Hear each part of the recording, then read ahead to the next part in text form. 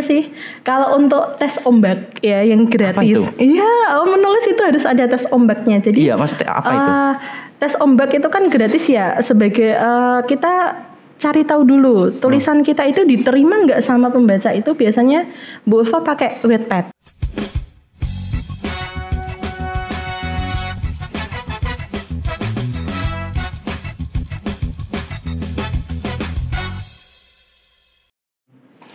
Baik, assalamualaikum Bu Ulfa ya. Iya, waalaikumsalam warahmatullahi. Oke, gimana Bu kabarnya untuk hari ini nih? Untuk hari ini alhamdulillah baik-baik saja. Alhamdulillah ya. Oke, Bu Ulfa nih. Dengar-dengar Bu Ulfa nih seorang ini ya Bu ya, penulis ya Bu. Iya kebetulan. Oh gitu. Iya kebetulan itu. Oke, kebetulan. Oke, awalnya gimana tuh Bu kok bisa sampai menjadi seorang penulis? Kan Bu Ulfa sendiri juga di sini juga berprofesi sebagai guru gitu Iya, kan. betul. Nah itu bisa dua profesi gitu gimana tuh ceritanya? Pertama ya, Oke. seorang penulis itu bukan profesi. Kalau untuk Bu Ulfa, jadi menulis itu adalah hobi. Nah kebetulan hobinya menghasilkan. Oh, Iya, kalau profesi utama kalau ditanya ya sebagai guru. Sebagai guru, Iya, nggak ada yang lain. Nah, Iya. awal mula tertarik di dunia kepenulisan itu ya pertama itu suka dengan bacaan, membaca. Jadi semua buku, semua apapun yang ada tulisannya itu harus dibaca. Jadi dari sana itu akan timbul ketertarikan. Oh, aku juga bisa loh nulis kayak gini. Itu ini kok kayak kehidupan sehari-hari ya, mudah banget ya. Coba Nah, kita coba dulu yang pendek-pendek sampai yang panjang-panjang. Prosesnya panjang juga. Jadi awalnya dari baca-baca buku. Iya, gitu. dari baca buku. Terus tertarik, wah ini gimana sih kok bisa menciptakan suatu tulisan yang enak dibaca, nyaman gitu ya. Oke, luar biasa. Kalau itu udah berapa lama Bu jadi seorang penulis nih? Kalau jadi penulis ya mulai membranding nama Bu Ulfa itu mulai tahun 2015. 2015 itu mulai menulis cerpen. Kemudian di tahun 2017 mulai menulis yang lebih panjang sampai sekarang gitu. Oh, jadi udah lama ya Bu. Udah sekitar berapa ya 2015? 8 tahun. 3. Oh iya. 8 tahunan ya. Luar biasa nih teman-teman ya. Oke, kalau dari sisi sebagai guru nih Bu ya. Iya. Dengan adanya Bu Ulfa nih ada kegiatan lain menulis gitu kan. Itu Bu Ulfa sendiri keganggu nggak? Enggak sih. Karena memang ada jadwal khusus untuk menulis. Oh, udah di manage ya Bu ya waktunya. Jadi intinya itu menulis bukan di waktu sisa-sisa. Meluangkan waktu. Bukan meluangkan waktu, tapi benar-benar punya waktu untuk menulis. Kalau meluangkan waktu kan jadi kamu sibuk terus diluangkan jadi ada gitu. Enggak. Jadi memang harus ada waktu khusus untuk menulis. Jadi kita itu harus menjadwal ya kegiatan harian kita itu mulai dari bangun tidur sampai nanti tidur lagi itu apa. Oke, kalau kegiatan Bu Ulfa sendiri nih kesehariannya itu dari awal pagi sampai malam nih, kalau boleh tahu nih Bu ya, boleh di spill lah gitu. Oke. Kalau bangun tidur itu seperti ibu-ibu biasa ya. Iya, biasalah kita urusan setelah sholat terus urusan dapur dan sebagainya sampai berangkat sekolah jam 6 kurang jam 7 kurang 15, 6.45 ya. Sampai sekolahan ngajar seperti biasa. Kalau ngajar sampai sore itu Bu Ulfa sama sekali enggak mikirin konsep tulisan sama sekali enggak terfikirkan. Enggak, memang benar-benar fokus mengajar sambil mengamati. Kalau mengamati itu bisa jadi ide. Nanti nanti datangnya itu ketika kita sudah hadapi laptop, tadi siang itu ngapain ya? Masuk nulis adegannya. Yang di sekolahan tadi nemuin muridnya seperti ini, ketemu sama temennya seperti ini. Nah, nanti dituangkan dalam tulisan gitu. Oh gitu. Kalau saat ini nih, mungkin karya tulis yang udah Bu Ulfa buat ya, itu udah berapa banyak Bu kalau boleh tahu? Kalau bentuk buku novel solo ya, novel solo 1 itu berarti 2 novel. Kalau untuk yang antologi cerpen itu sudah beberapa. buku. Sorry nih Bu ya, saya kan belum mengerti nih itu. Nah itu boleh dijelasin nggak Bu, itu apa sih antologi kayak gitu-gitu? Oh gitu, oke. Jadi jenis tulisan itu kan ada yang berupa cerpen, terus novela, ada novelet. Nah untuk cerpen itu, kalau cerpen 1 itu kan maksimal hanya 10 lembar ya. Itu kalau diterbitkan dalam satu buku kan tidak bisa. Nah, untuk mengakalinya biar jadi satu buku itu bisa berkolaborasi dengan penulis lain, atau kalau kita mempunyai karya 10 minimal itu bisa dijadikan satu buku. Jadi antologi. Jadi satu jadi buku kumpulan, itu kumpulan dari beberapa cerita. Dan itu boleh tidak saling terkait gitu. Beda-beda ceritanya boleh. Tapi kalau novel solo, novelet, novela itu memang harus satu penulis saja. Gitu. Atau yang kemarin itu yang baru ada, Bu Ulfa baru tahu itu kumpulan novela itu ternyata juga bisa digabungkan jadi satu buku tebal. Gitu. Jadi novel itu kan sekitaran 300 sampai 500 halaman ya. Kalau di bawah itu namanya novela. Ya, itu lebih tipis lagi. Itu bisa. Oh gitu. Kalau Bu Ulfa selama pengerjaan itu sampai 300-500 halaman itu berapa ini lamanya? Nggak tentu itu. Nggak tentu ya? Nggak tentu. Novel pertama aja itu yang 300 halaman 1 tahun. Wah, eksekusi 1 tahun. Ya, iya, 1 tahun 1. Terus itu editingnya itu sampai 6 bulan. Berarti 1 tahun tambah 6 bulan baru bisa cetak. Ya. Jadi perjalanannya panjang sekali. Apalagi Bu Ulfa punya kesibukan lain sebagai seorang guru. Betul, itu bakal terpotong lagi. Iya, kalau penulis profesional yang memang dia pekerjaannya hanya menulis itu 2 minggu bisa jadi satu novel. 2 minggu. Gokil. 2 minggu tuh. 2 minggu itu gokil loh. Iya, 300 halaman. Itu berarti satu hari suntuk itu di ini. Iya, betul. Jadi memang benar-benar buat nulis saja seharian. Gitu. Kalau mungkin Bu Ulfa sendiri ada inspirator yang ngebuat Bu Ulfa tuh tergugah gitu untuk menekuni di bidang penulisan kayak gitu. Ada nggak sih Bu? Kalau inspiratornya sih penulis ya. Iya, penulis yang dulu Bu Ulfa kagumi itu ketika kok ini bagus sih ceritanya itu pertama itu Habibur Rahman Al-Shirazi. Ya, pertama kali waktu baca novel sampai nangis itu ayat-ayat cinta. Jadi Bu Ulfa itu baca novel itu sudah dari SMP ya. Cuma baca aja tuh nggak ada yang bikin tergugah gitu. Nah, ketika SMA itu satu novel itu bisa bikin nangis gitu. Nah, kemudian ada lagi seri novel itu Adria Hirata yang Laskar Pelangi. Itu terbit ketika Bu Ulfa masih SMA ya itu. Wah, itu benar-benar bikin penasaran, kok bagus sekali ya diambil settingnya ya. Kok cara cara berceritanya itu bagus, padahal dia latar belakangnya itu bukan seorang penulis loh. Adria Hirata itu dia itu bekerja dulu itu di BUMN, kemudian dia menemukan feel untuk menulis, dia keluar dari pekerjaannya kemudian fokus sebagai penulis. Iya, padahal dia punya posisi bagus itu sebelumnya. Iya. Merelakan karirnya. Karena dia tahu bahwa tulisannya dia akan booming gitu loh. Iya. Tapi kalau udah menjiwai, yang namanya udah hobi, udah menjiwai mendadak itu kan udah mau kayak apapun ya dia bakal tetap fokus gitu kan. Iya, fokus itu. Iya, luar biasa. Oke. Mungkin dari Bu Ulfa sendiri nih, ada nggak sih Bu tips dan triknya untuk menjadi penulis yang baik itu apa saja yang harus diperhatikan gitu? Mungkin teman-teman nih ada yang minat nih menjadi seorang penulis gitu kan? Jadi sebenarnya tidak ada trik khusus ya, cuma intinya niat dulu. Niat ya, kumpulkan niat, terus tujuanmu itu menulis untuk apa sih? Tujuannya dulu ditentukan. Setelah itu kita akan mengambil langkah setelahnya itu ngapain ya. Kalau tujuannya hanya untuk menyalurkan hobi itu ya bisa-bisa aja gitu. Mungkin nggak sampai goalnya untuk menerbitkan sebuah buku itu nggak apa-apa.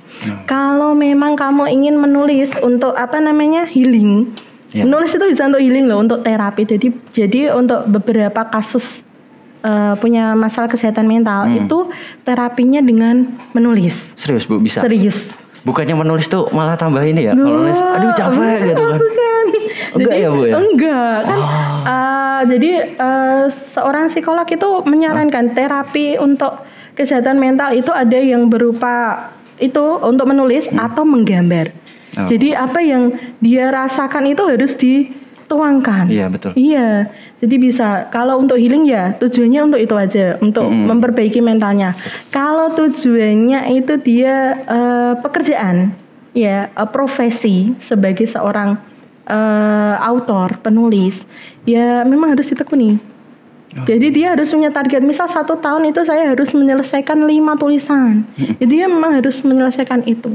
Kan tidak semua tulisannya diterbitkan juga. 1 tahun 5 buku itu belum pernah ada ya. Betul. Iya, jadi ya memang seperti itu. Oke, kalau dari sudut Bu Ulfa sebagai guru nih Bu ya, pendapat Bu Ulfa nih tentang di sekolah, literasi yang ada di sekolah nih Bu ya, itu gimana sih menurut pandangan Bu Ulfa sendiri? Literasi itu kurang sekali ya. Sesuai kemarin yang survei yang pernah Bu Ulfa baca itu ya, tingkat literasi di Indonesia itu terparah di Asia Tenggara, berarti paling bawah loh ya.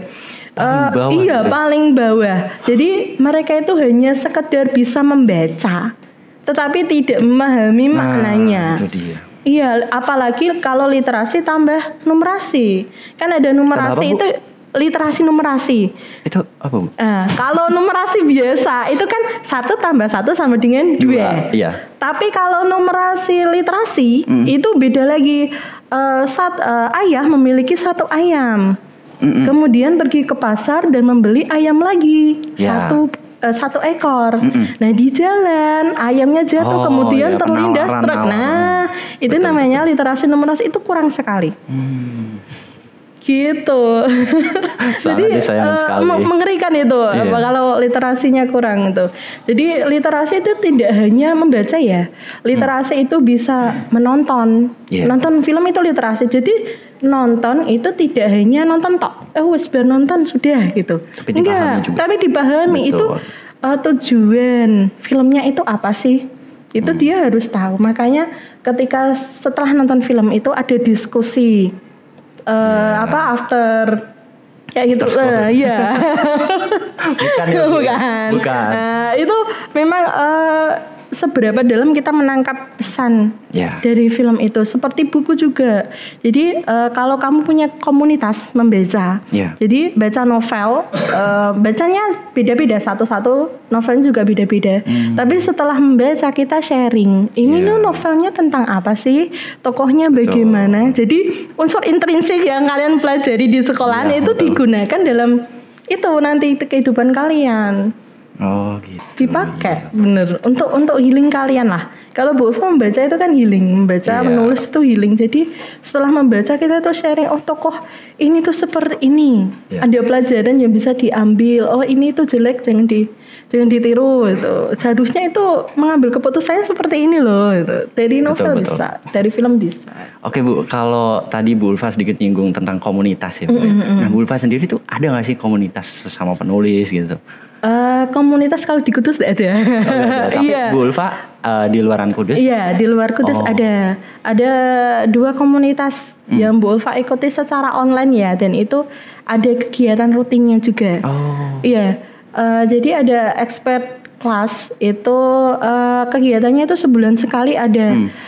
Zoom meeting dan itu ada pelatihannya. Gitu. Terus ada silent reading, ada silent writingnya juga, itu setiap sebulan sekali atau 2 bulan sekali. Jadi memang komunitas itu harus ada jadwal yang jelas itu.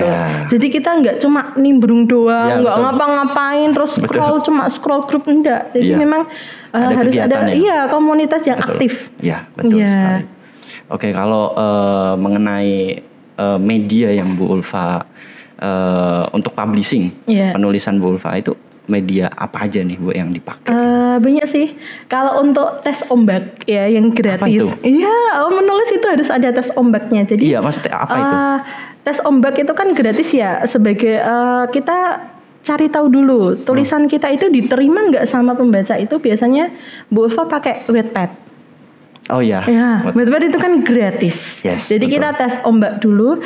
Kalau di situ rame, sudah hip gitu kan. Yeah. Kemudian kita pindah ke platform yang menghasilkan uang. Oh, gitu ya. Strateginya jadi, gitu. Iya, kalau di situ sudah rame, kok rame ya, eman-eman banget gitu loh. Kok digratisin. Nah, kemudian kita pindah ke platform yang menghasilkan uang. Tapi kalau kita beruntung di Wattpad itu sudah rame, kemudian ada penerbit yang melirik ya suka dengan karya kita, langsung dipakai ya, berarti itu udah gitu. Jalannya memang langsung ke situ. Pakai Wattpad aja. Iya, gitu. Wattpad dulu. Setelah itu kita masuk ke platform berbayar. Itu Bu Ulfa ada beberapa sih yang berbayar itu. Jadi lumayan lah. Meskipun buat jajan cilok itu lumayan lah. Bisa lah itu ya. Oke, lalu untuk suka dukanya sendiri, Bu Ulfa sama nulis nih apa aja? Suka dukanya ya? Pasti ada gitu pasti, kan. Pasti jelas. Ada. Semua yang kita lakukan itu pasti ada suka dan duka. Kalau sukanya dulu ya, yang suka-suka. Sukanya itu ya menyalurkan minat, bakat. Dulu itu Bu Ulfa sebelum menuangkan lewat tulisan itu di dalam otak Bu Ulfa itu rasanya grundel gitu. Ada banyak-banyak yang kepengen dicurahkan tapi itu belum tahu medianya itu di mana gitu. Jadi penulis ya, Bu ya. Iya, kemudian mulai dari tulisan tangan dulu belum terbiasa ngetikan, mulai dari tulisan tangan, setelah itu pindahkan ke ketikan dipublish. Oh, ternyata kok banyak yang suka ya. Oh, ya sudah, itu kita keterusan. Terus dilamar penerbit itu juga suatu keberuntungan juga kan. Iya. Pasti wah seneng banget. Oh iya, dilamar gitu loh. Iya. Sebelum dilamar suami itu sudah dilamar penerbit dulu itu Bu Ulfa. Nah, kemudian dukanya itu ya banyak sih. Dukanya itu ketika kita punya ide ya sudah susah-susah cari ide. Kemudian kita publish, kok ternyata minatnya sedikit ya, kok banyak ya menghujat. Banyak loh ya dihujat itu kalau dipublish di platform yang kayak gitu. Banyak yang menghujat, ceritanya kayak gini, seharusnya tuh malah pembaca itu yang ngatur-ngatur. Mereka itu yang menghakimi. Lah ya, padahal kan kita yang menulis gitu loh. Betul. Mereka nggak tahu proses berpikirnya kita bagaimana, tapi seenaknya menghujat gitu. Ya itu sedihnya di situ sih. Kadang kalau nggak kuat ya banyak penulis itu ya langsung menutup akun. Banyak. Gitu ya Bu? Iya, karena saking parahnya menghujatnya itu. Makanya harus kuat mental. Iya, kuat mental sebagai seorang public figure ya. Public figure ya. Ya itu memang harus kuat mental. Kalau nggak kuat baca komen nggak usah dibaca. Iya, dibiarin aja. Dibiarin aja. Betul. Gitu. Kalau genre yang Bu Ulfa suka itu genre apa nih? Jelas romance. Romance dong. Apa cuman romance aja Bu, atau mungkin ada mungkin genre yang lain? Genre yang lain itu fantasy. Iya. Kenapa Bu? Fantasy itu suka ya pengalaman yang baru gitu loh. Yang tidak ada di dunia nyata itu di fantasi itu ada. Misal ada makhluk-makhluk mistis itu, mitologi. Pegasus itu bagaimana digambarkan. Terus peri itu bagaimana digambarkan, terus dia bisa berinteraksi dengan manusia. Itu suka banget itu. Tapi sayangnya belum bisa sampai sana idenya Bu Ulfa kalau suruh nulis fantasi. Kenapa Bu? Sulit. Apakah butuh waktu yang lumayan lama Bu untuk? Ya butuh waktu berhayal yang banyak kalau itu. Gitu ya Bu ya. Iya. Oke, kalau Bu Ulfa sendiri nih nyari-nyari ide biasanya tuh Bu Ulfa kalau pas ngapain nih Bu? Dapat kecantol ide kayak gitu, ataukah mungkin perlu waktu khusus atau gimana? Enggak, kalau ide itu gampang sih ya. Gampang. Misal kita Bu Ulfa mau ngajar, berpapasan dengan anak gitu ya, siswa tuh sedang ngobrol. Bu Ulfa dengar ya mereka obrolin apa. Nah, kemudian nyantol ide gitu, langsung ambil HP, di catatan dibuka, gitu, ditulis. Nah, nanti dirangkai ketika waktu menulis. Ya, ditulis aja intinya apa. Terus kemudian nonton film, ada quote yang bagus ya, ditulis aja ketik. Nah, itu nanti bisa di edit lah, nanti bisa diatur. Nah, itu bukan plagiat ya, tapi hanya terinspirasi. Jadi bukan semuanya diambil. Kemudian kalau jalan-jalan, Nah, dapat suasananya bagus. Kita jabarkan aja di catatan HP. Suasananya seperti ini, banyak pepohonan tinggi, kabutnya seperti apa, udara seperti apa, itu kita tulis. Dan nanti dipaskan ketika kita menulis cerita. Oh, iya. Gitu. Jadi nyari itu nggak perlu waktu khusus ya? Nggak perlu. Iya, misal kita naik motor, lihat misal ada pacaran ya, ujuk-ujuk menepi, terus yang cewek turun, lepas helm, jalan, nah itu sudah jadi ide bagus itu. Iya. Terus nanti kita kita kasih bumbu aja. Dia kenapa ceweknya kok bisa turun dari motor? Kita kasih bumbu. Oke, Bu Ulfa, selama menjadi seorang penulis kan menjadi guru juga nih, Bu. Iya. Apakah Bu Ulfa nih enjoy gitu dengan kedua profesi ya? Ya. Enjoy banget. Enjoy banget karena sejalur ya. Kalau menurut Bu Ulfa itu sejalur. Sejalur, Bu ya? Iya, sejalur. Kan kebetulan Bu Ulfa guru bahasa ya. Bahasa memang ada 4 keterampilan berbahasa yang wajib. Yang wajib ya, menyimak, berbicara, membaca, sama menulis. Nah, searah dong menulis. Iya. Iya. Jadi orang yang suka membaca itu suka menulis. Kalau orang yang suka berbicara, menyimak, itu pasti suka berbicara. Oke. Itu di situ kaitannya. Jadi psikologis manusia itu seperti itu. Kalau orang yang suka membaca, pasti suka menulis. Tapi orang suka menulis apa? Suka membaca, Bu? Orang yang suka menulis seharusnya pasti. Seharusnya. Tapi kalau zaman sekarang ya instan, semuanya itu serba instan. Jadi banyak anak-anak SMA yang latah pengen jadi penulis. Ya karena melihat temennya itu berhasil ya jadi penulis itu. Sekarang kan banyak buku-buku yang cerita SMA itu beneran penulisnya SMA juga. Ya jadi karena itu bisa kok menghasilkan karya bestseller. Masih SMA aku juga pengen Nah dia minim itu pengalaman membaca. Betul. Jadi tulisannya ya apa adanya. Iya sih. Kalau mau tulisannya bagus dan berkembang itu memang dari membaca. Harus referensi. Banyak referensi. Meskipun awalnya itu nanti kita sedikit condong ke penulis yang kita sukai, tapi nanti lama kelamaan kita punya jati diri sendiri dalam tulisan. Oke, Bu. Ini pertanyaan saya nih, gini Bu. Kan Bu Ulfa sebagai penulis gitu kan. Nah. Kalau misal karya tulis dan di era sekarang ini kan zamannya zaman instan, anak-anak zaman now Gen Z sekarang kan lebih suka yang bergambar kayak komik. Nah itu tulisan yang cuman tulisan dengan yang komik, apakah itu ada pergesekan lah? Kalau Bu Ulfa sendiri tuh gimana? Dari pandangan Bu Ulfa gitu. Kalau itu sih tergantung pasarnya, target pasar. Jadi misal Bu Ulfa nulis romance adult ya, dewasa, itu nggak mungkin dong pasarnya itu anak-anak SMA. Terus cerita rumah tangga juga nggak mungkin dibaca anak SMA gitu. Ini beda. Kalau romance yang seperti itu nggak banyak gambar juga nggak masalah pembaca itu. Nah, beda nanti kalau targetnya Bu Ulfa itu ke anak SMA, young adult atau teen lit lah. Itu nanti beda, narasinya itu nggak terlalu panjang seperti kalau kita menulis drama rumah tangga atau percintaan orang dewasa itu. Jadi beda. Mungkin sekarang tahu ya ada itu genre tulisan yang AU. Alternative Universe yang di Twitter itu loh, sekarang jadi X ya. Itu kan digemari anak-anak remaja ya. Itu karena apa? Karena modelnya itu bukan narasi, bukan tulisan panjang. Jadi chat itu dijadikan cerita.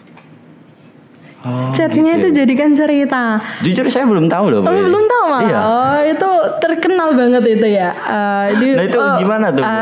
Jadi AU yang ada di Twitter atau X itu, jadi itu hanya berupa chat atau kumpulan dari tweet-tweet yang bercerita. Jadi misal tokoh A itu dia ngechat tokoh B, itu jadi cerita dikumpulkan. Itu chat-chatan aja gitu. Chat-chatan aja jadi cerita.